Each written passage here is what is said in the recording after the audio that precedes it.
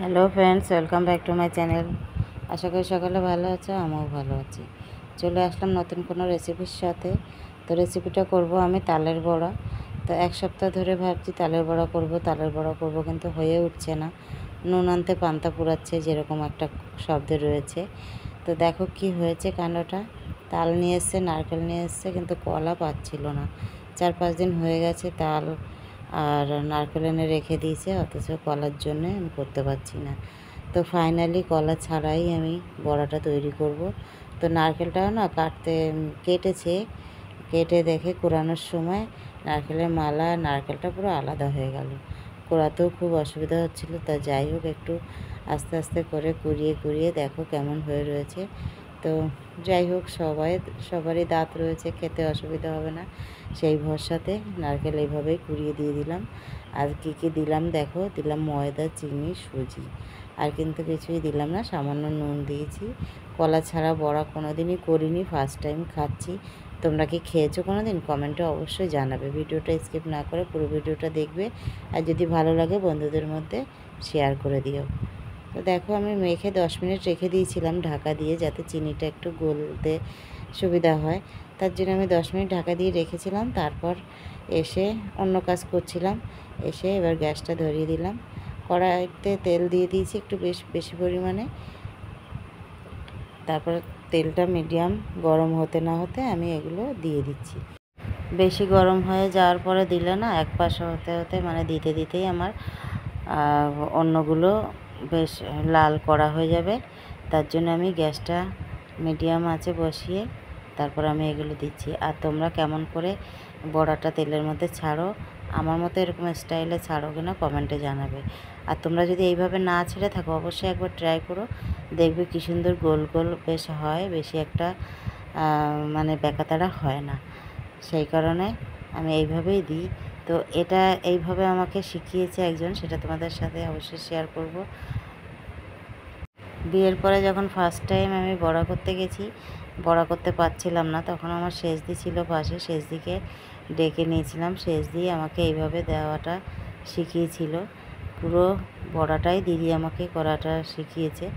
সেই সময় একদমই আমি পারতাম না। ছোটোবেলায় মাকে দেখেছি করতে, কিন্তু তখন শেখার কোনো মন ছিল না। তো দিদি আমাকে এই বড়া করাটা শিখিয়েছে। ওই একবার করে দেখিয়ে দিয়েছে, তারপরে প্রত্যেক বছরই কম বেশি বড়া করাই হয়।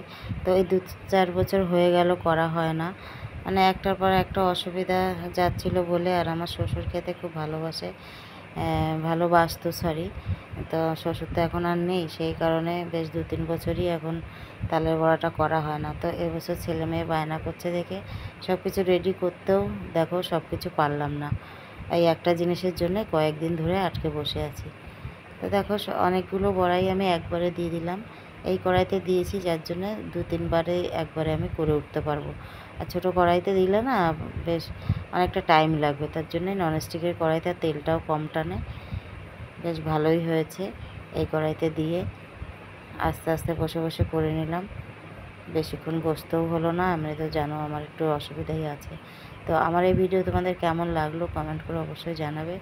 আর তোমরা যারা আমার চ্যানেলে সাবস্ক্রাইব করেছো অসংখ্য ধন্যবাদ। আর যারা আমার চ্যানেলে নতুন, সাবস্ক্রাইব, লাইক, কমেন্ট, শেয়ার করে আমার পাশে থেকো তোমরা। আর এই পদ্ধতিতে অবশ্যই তোমরা করে খেয়ে দেখো। কলা ছাড়া যে বড়া করা যায়, সেটা এই ফার্স্ট টাইম করে খেয়ে তারপরে বুঝলাম। হ্যাঁ, কলা দিলে একটু নরম হয়, এই যা। তো এখন আর বাবু নেই বলে আর অসুবিধা হয়নি। একটু শক্ত হয়েছে, তার জন্য ময়দার পরিমাণটা একটু কম দিয়েছি আর তালের পরিমাণটা একটু বেশি দিয়েছি। তো সেরকম অসুবিধা হয়নি, খুব ভালোই খেলাম। তো তোমরা কি এভাবে কোনোদিন করেছো? যদি করে থাকো কমেন্ট করে জানাবে। আর যদি কলা না পাও, বড়া খাওয়ার যে অসুবিধা হবে তা কিন্তু নয়। অবশ্যই একদিন এভাবে করে খেয়ে দেখো তোমরা। এগুলো দেখো বেশ লাল লাল হয়ে উঠেছে। আমার এই অবস্থায় কিন্তু গ্যাসটা কিন্তু মিডিয়াম আঁচেই রয়েছে, যাতে করে আস্তে আস্তে ভাজাটা হয়। আর বেশি আঁচ দিলে না অল্পতে তাড়াতাড়ি লাল হয়ে যাবে, ভেতরটা কাঁচা থাকবে। তার জন্যে মিডিয়াম আঁচে দিয়েই কিন্তু ভেজে নিলাম। দেখো এরকম লাল লাল করে ভেজে তুলেছি, বেশ সুন্দর সেদ্ধ হয়েছে ভেতরটা। আর বড়াগুলোও দেখো কী সুন্দর গোল গোল হয়েছে, তেমন একটা কিন্তু বেঁকাতেড়া হয়নি একদমই। তো তার জন্য দিদিকে আমি থ্যাংক ইউ জানাবো। আমাকে এইভাবে করে খাইয়ে শেখানোর জন্য। তেলটা ঝেড়ে ঝেড়ে আমি তুলে নিয়েছি। এবার বাদ বাকিগুলো আমি একই পদ্ধতিতে ভেজে নেব। তো দেখো কি সুন্দর গোল গোল হয়েছে বড়াগুলো। এবার যতটা আছে বেশ আমার আর 2 বার দিলেই ভাজা কমপ্লিট হয়ে যাবে। এই একই পদ্ধতিতে আমি সবগুলোই ভেজে তুলে নেব। তো আমার আজকের ভিডিওটা কেমন লাগলো তোমরা কিন্তু অবশ্যই জানাবে বন্ধুরা। আর লাইভে আমি বলেছিলাম আজকে একটা স্পেশাল রেসিপি রান্না করব। এই হলো আজকের স্পেশাল রেসিপি। ফিরে আসছি পরের কোনো রেসিপির সাথে। সকলে ভালো থেকো, সুস্থ থেকো। টাটা বন্ধুরা।